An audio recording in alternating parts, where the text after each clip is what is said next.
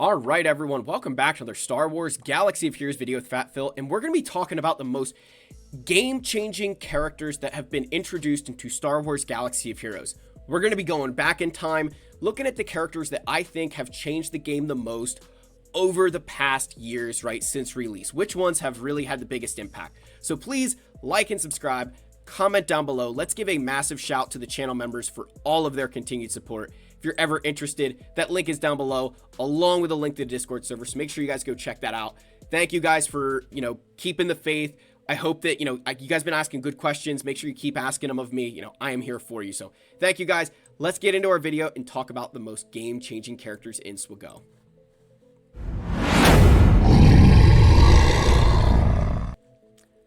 All right, so we're going to preface this with one thing. One, they're not all just characters who changed the meta. Even though a lot of these ones did, it's not just meta-changing characters, also be here for forever. Also, we're excluding ships. This is just looking at characters. Ships will be a whole different ballgame. So, let's start the list off strong with Shore Trooper. A lot of you probably don't know this, but Shore Trooper was the first pre-taunt in the game, and he brought an end to the SWGOH meta. Believe it or not, back in the day, Wedge Biggs Lando was the meta. You would use Biggs, right? You had to have the faster Biggs, and you'd use his ability to snipe somebody out, right away. You just delete like the enemy Wedge or something. Shore Trooper came in and said, I ain't about that life. I'm gonna sit here and you have to target me. So it was so revolutionary. Just like a simple, hey, I taunt at the start of things was crazy, right? Shore Trooper completely upended everything. And Shore Trooper kind of spawned a lot of the things that we see today. Think about Han Solo. His first turn is like, hey, I can ignore taunt. Jedi Knight Revan ignores taunt. There's buff immunity, buff dispels. All of these things, a lot of them gained so much more importance because of pre-taunts like Shore Trooper. So, I think he really has, you look at the impact that he has had since his release, and all these characters who have to have something in their kit in order to counter somebody like Shore Trooper is insane to me. I really think this guy, deserves the flowers for bringing that in. Just a quick note here, as I scroll up, you're going to kind of see stuff. I'm just trying so that way you can see the character. I realize that my face is kind of covering them. So the next character here is Grand Admiral Thrawn. And there's a lot of reasons why this guy could be on the list. But I think for me, the biggest reason he belongs on the list over other characters, this was the first journey guide, legendary character, however you want to say it, right? Where he started to narrow down the field of the possible characters. Emperor Palpatine was Rebels. Now, there was not nearly as many Rebels in the game back then as there is today. But, Rebels. Grandmaster Yoda was Jedi. Again, not as many as there are today, but still a lot of Jedi at release. And R2-D2 was Empire, which not nearly as many Empire back then as now, but still, you could kind of pick and choose which ones you wanted to gear up, which ones you had, you could unlock these legendaries. Thrawn was the Phoenix. But it wasn't just that it was Phoenix. He was the first cash grab. Like, I can remember the Phoenix getting released, and then the next thing I know, Thrawn was in the game. And you're like, holy crap. Like, I remember everybody was like, this is such a cash grab. This is ridiculous. If only we knew back then what we knew today. But no, he did start that trend. I 1000% believe Thrawn started the trend of, hey, gonna kind of do cash grabs with these legendaries. And again, kind of narrowed the field of the characters that were required for legendaries and paved the way for the next character on this list to really upend the game and change it for good. And that would be Commander Luke Skywalker with the Hero's Journey. This dude ushered in the Hero's Journey. I remember this being one of the craziest things in Star Wars Galaxy of Heroes. Like, I can remember being so hyped, playing this guy's event time and time again. But the big thing here that I would say he ushered in, outside of the Hero's Journey and the cinematic feel that it had, the requirements were 5 specific characters. It was the first time a legendary said, hey, you get no option other than these 5 characters. You look through, there's, it's Old Ben, Princess Leia, R2-D2, Farm Boy, and Stormtrooper Han, and R2 being required. There was the first legendary character that required another legendary to unlock it, paving the way for many future things to come. But it was so revolutionary at the time. It really did change Galaxy of Heroes permanently. Obviously, he was so good, and he was one of the first, he was the, iconic rebel that brought Han Solo into the meta, that, you know, he started the trend of us getting these really iconic characters into Star Wars Galaxy of Heroes, because before that, they really weren't there. So a lot of credit to Luke for the hero's journey, kind of coming in, really changing the game. Next, our King and Hermit Yoda are here.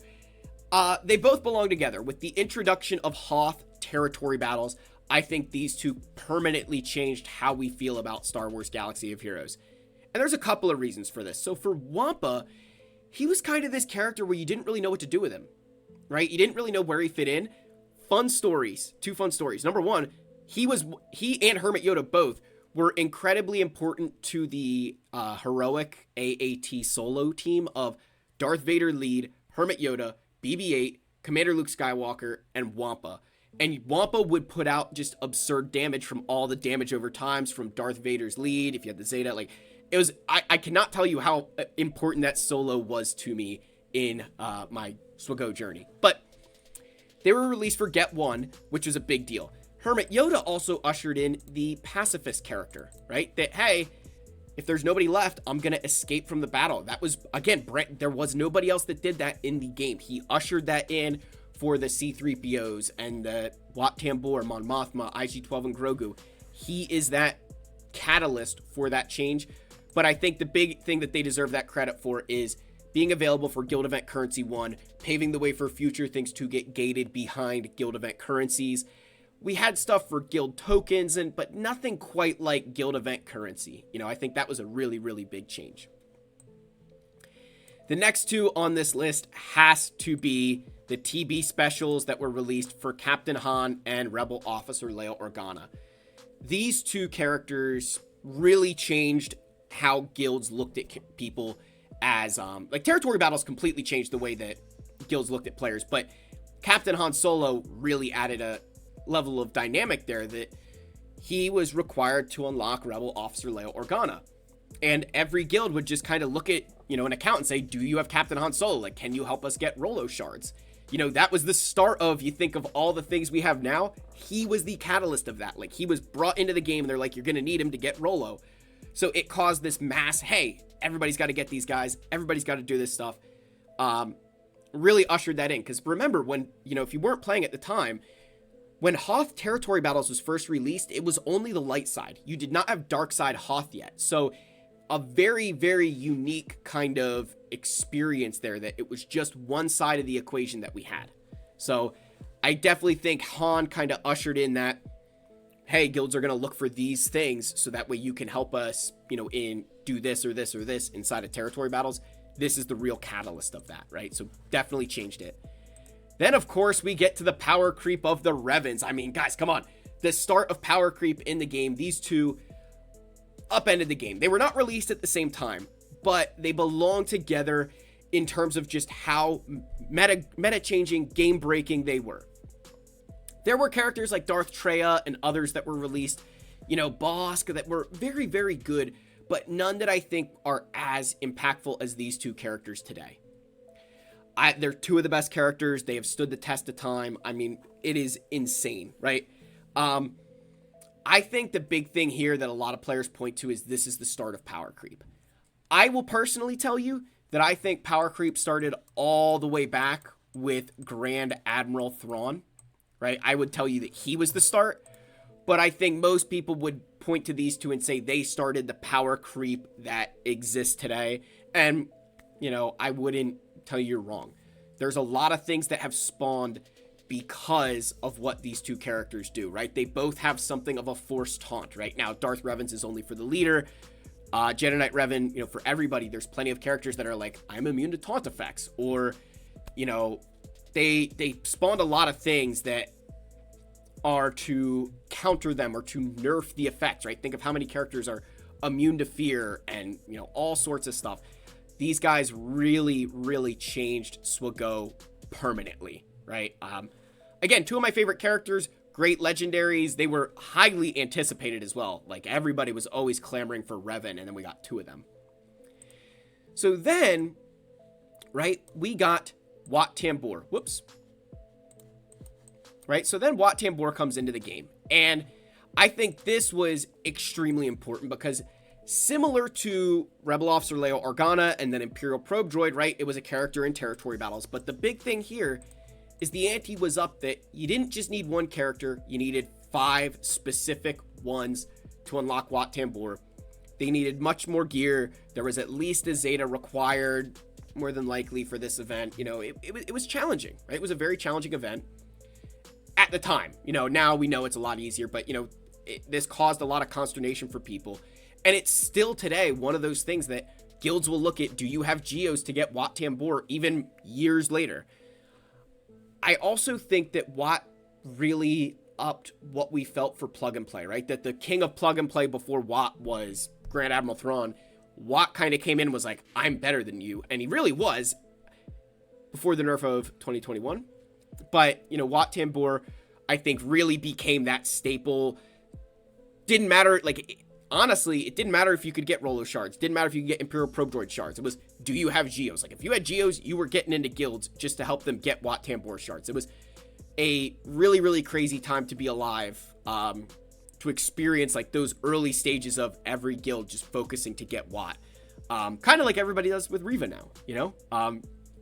Wat is the reason. Like, you can blame him for that, right?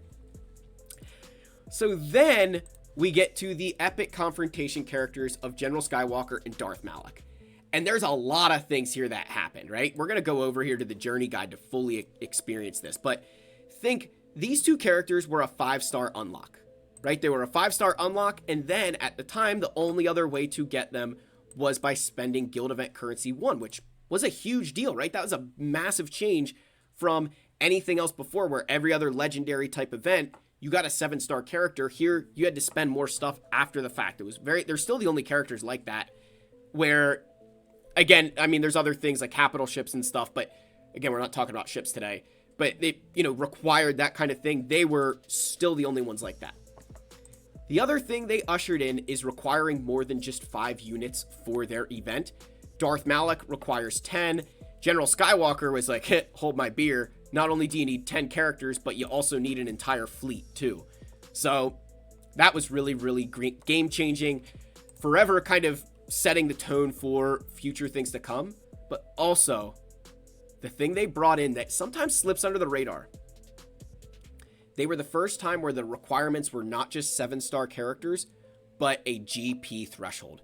You have to be above 17,500 galactic power in order to participate in this event for Darth Malak, right? In both the light and dark side.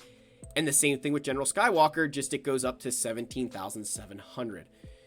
This was the first time any character in the game had hard, fast requirements outside of 7-star. When you look through any of the rest of these events, like C-3PO, just says 7 stars Ewoks. There's a recommended power there, but there was no minimum threshold to participate. Obviously, there's a minimum threshold to actually win, but to participate, you didn't need everybody above a certain threshold. And Malak and General Skywalker came in and said, yeah, we're going to start requiring that, paving the way for a lot of those future characters that we've seen, where it's not just about getting the characters to 7-star, but they've got to be at a specific, power level, relic level, gear level. They're the reason for that. That was when it was introduced, and obviously it was a big hit. The other thing I'd say these two did at the time of their release was really started upping the ante for how difficult an event could be. Chewbacca and C-3PO, definitely challenging, but to be fair, if you have the proper gear, those events are not difficult. These, even with good gear, were very challenging, required very specific strategies. There's a lot that they really did change the game for. Still two of the best characters in the game, right? Really, really love those two, and they deserve that, title of Epic Confrontation. Now, next is Galactic Legends, right? And we're, you could find the timeline of like when all of this happened, but I tried to stick somewhat in order of their release. So Rey and Kylo come into the game. Again, upending everything we've known about SWGOH before this. Not only are they more intensive farms and epic confrontations that are requiring relics, and they're friggin' better than everything else. Now, the one caveat here is that at the time of their release, they were not the characters they are today. Not just because of Relic 8 and Relic 9, but because of all the buffs, and nerfs that have happened over the years to make Galactic Legends what they are. Like, I can tell you for context that at the time of Rey and Kylo's release, like, there was a lot of teams that would beat Kylo. Like, General Skywalker would destroy Kylo because he would go after 5s. He wouldn't target General Skywalker himself. General Skywalker could increase his cooldowns. Like, there was all sorts of craziness that was happening with these things. With Rey, you know, we talk about Wat Tambor and Darth Vader getting nerfed, but, you know, that was a big counter to her. There's a lot of stuff that they got buffs over the years to make them what they are. But I think the big reason that they really changed the game, right? You know, Galactic Legends changing a lot was it was another way to look at an account.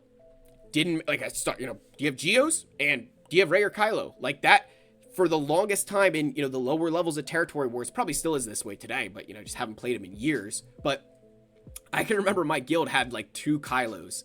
And one Kylo would go north, one Kylo would go south, and you'd just pray that they would hold, right? Like, that was literally the strategy for Territory Wars, was set your Kylos and hope they can't clear. The other thing that Galactic Legends introduced that we all love so much is Galactic Legend tickets. It was the first time that events in Galaxy of Heroes had a penalty for losing.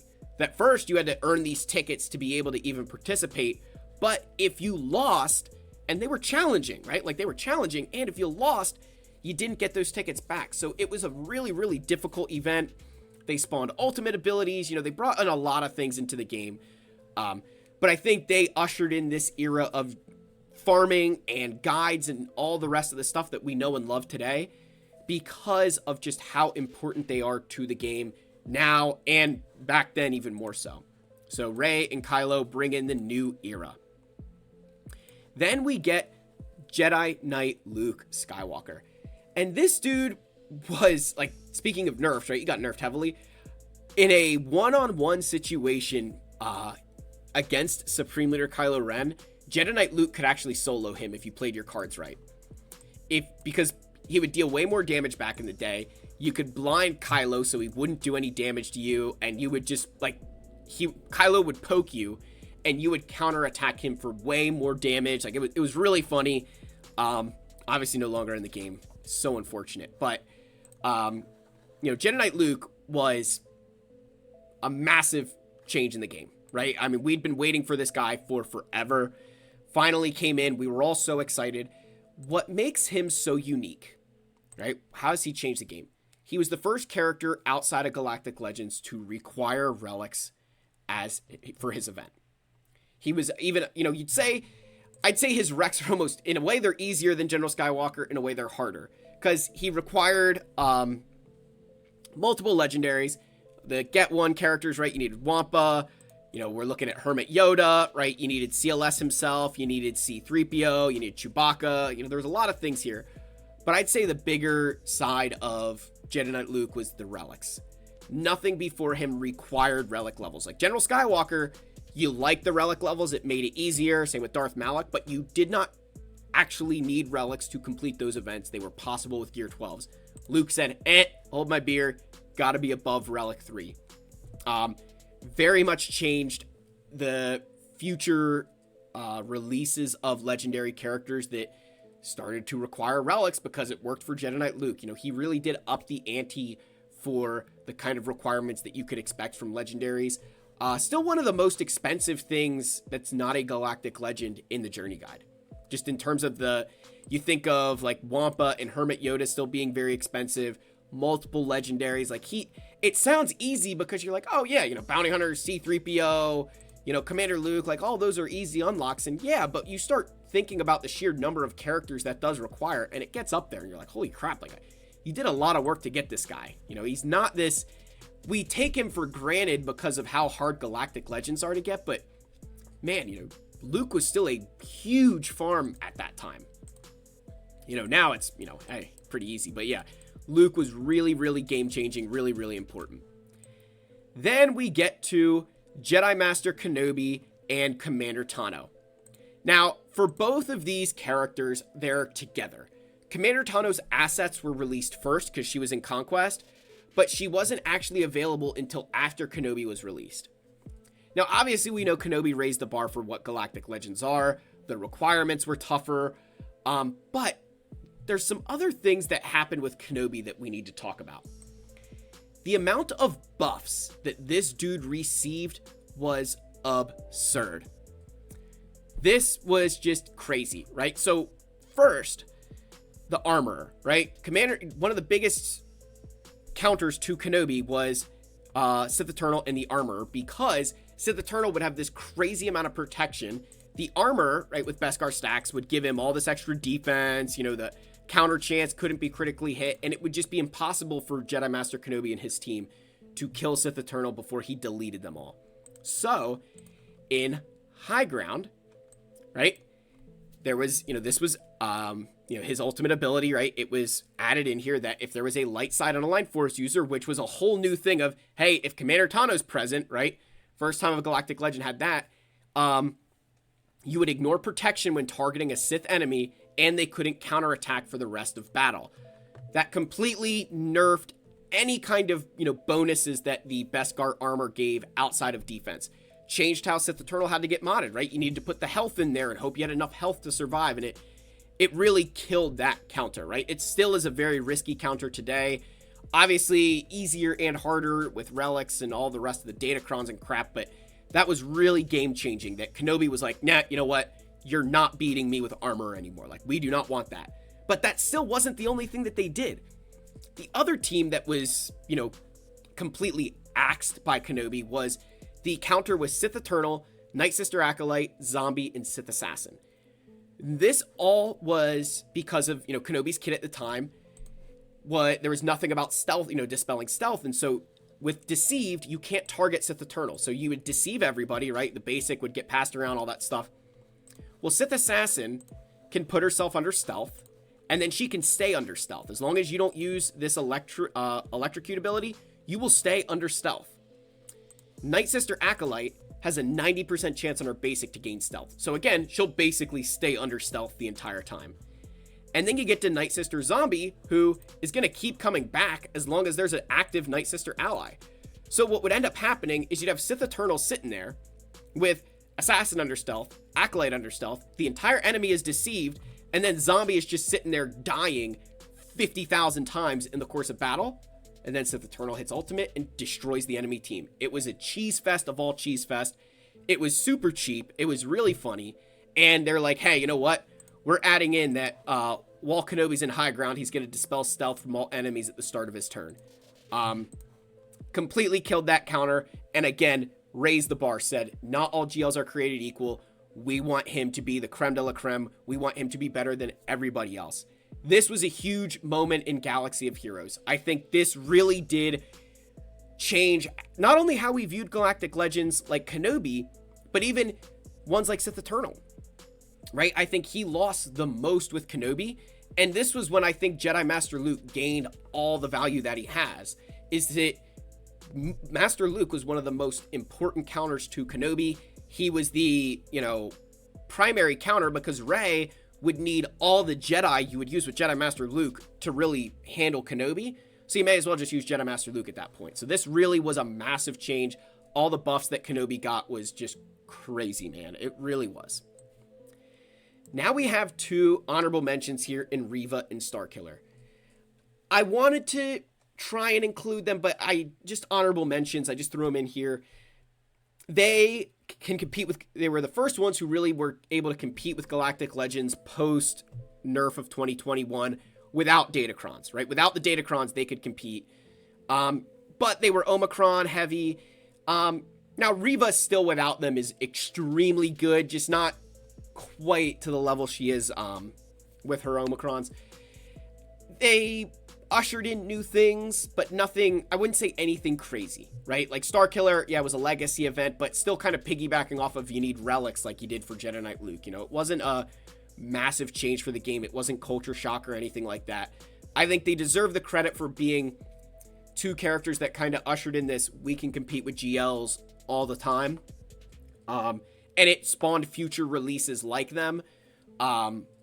But, I want to give them the credit for the honorable mentions. If they did what they did without Omicrons consistently, we'd be having a much different conversation, but I think just honorable mention is where they belong.